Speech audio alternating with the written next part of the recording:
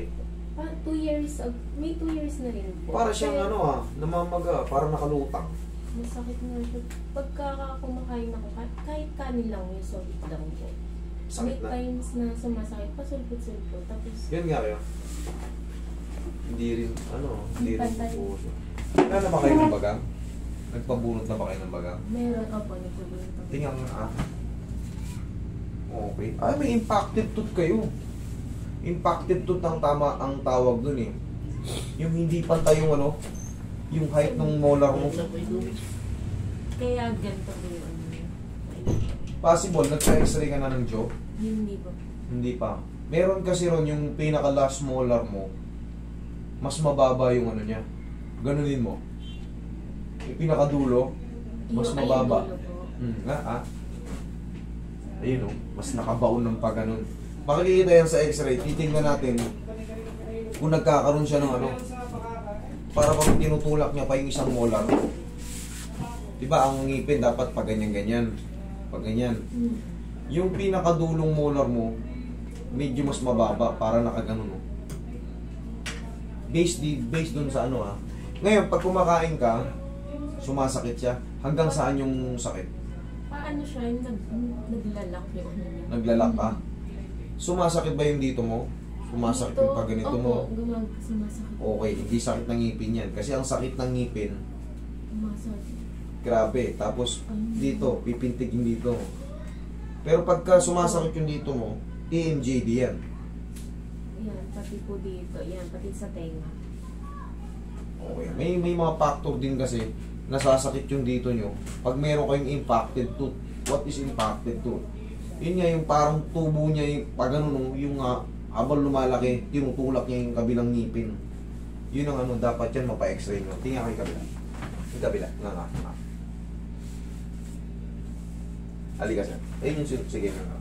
Ayun hindi align, di ba? So, kung mapapansin mo, medyo mas bumukol yung dito mo. Harap ka kasi, tingnan mo, mas malaki yung dito mo. Ito, mas malaki yung dito niya. Kasi nga, mayroong nakaganon na impacted tooth. So sana, pagka in-adjust natin, at parang nagbago, nawala yung ibang sakit, pero parang may sakit sa jaw mo, kailangan yun, i-dentist mo yan. Pero ngayon, naglalak yung jaw mo.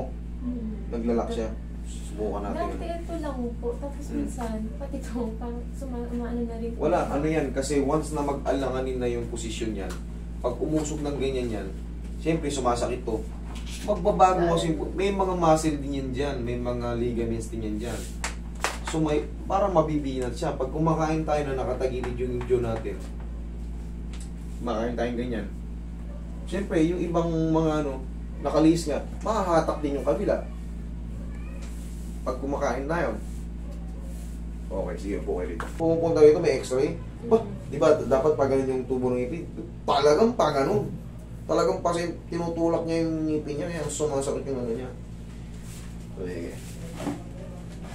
Yung sa'yo naman, medyo nakalihis yung yung dulong-dulo na nakapaganon, Kaya yun, kailangan mapacheck natin yan. Pag in-x-ray kayo, titignan yan kung hanggang saan yung naitutulak niya.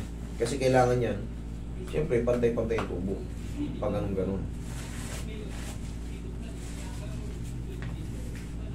Nga ka? Sara?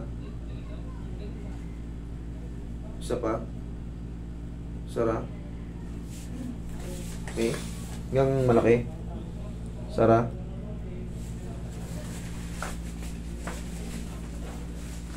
Okay, ngang malaki? Dahan-dahan, Sara?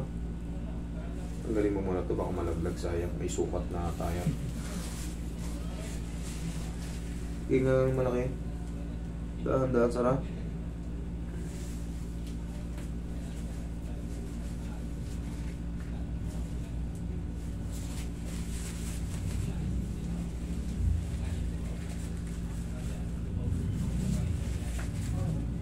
Sa panganga.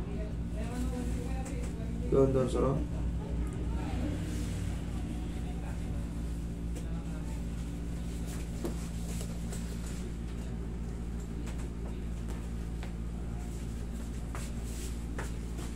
Okay, nga.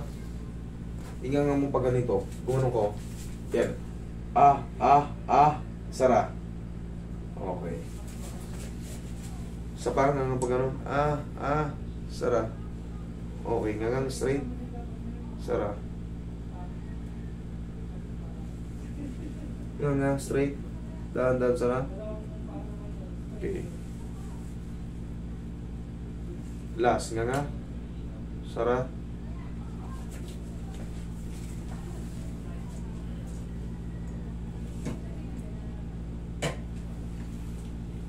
Saan binili niya?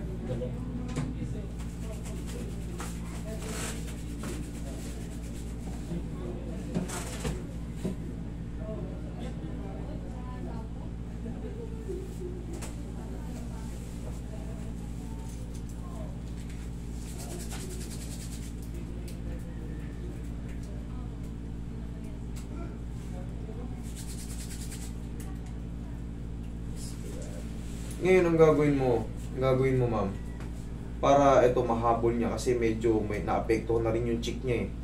Yung bagay yung sa labas, bubugbugin mo to ng bubble gum. Dito ka kumain ng bubble gum para mag-proportion kasi ito hindi na to ninipis. Gawa na may problem dito sa may sa ngipin. Ngayon, para makahabol ito, bugbugin mo ngayon para magmasel tong jaw mo, para maging proportion yung mukha niya. Kasi kung mapapansin mo, mas malaki yun nandito, mas lutang.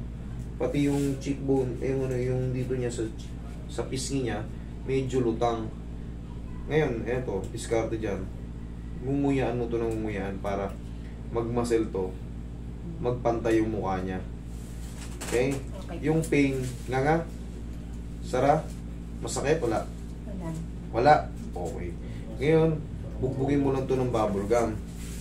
Normal lang yan na sa una mangangawit tayo. Siyempre, makakain tayo, binubog natin. Sundan mo lang ng pag nangawit, kinabukasan sundan mo pa ulit. Kasi the same lang din yan na nag-gym. Yung pairs, grabe. Pero pag sinundan mo, kaya na, ganun din yan. Habulin lang natin to. Ngayon, pagka katulad yan, sabihin na natin hindi ka na naglalakjo. Pwede ka na magpa-check sa dentist yan para malaman kung paano bubunutin ba or itutulak lang or kung jajakitan ba or kailangan mo mag-brace. Pero mas maganda pa rin hindi bubunutin kasi para mas maganda pa rin kung ito yung ngipin natin eh. Titignan natin kung anong magiging diskarte kasi sa ngipin okay. Kaya nga inano na natin, binago na natin position. Sara. O kaya mo nang umanga. Okay.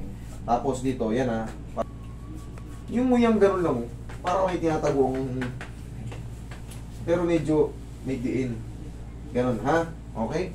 Mga 1 linggo lang yan. Habol na yan o 2 linggo. Okay? Thank you.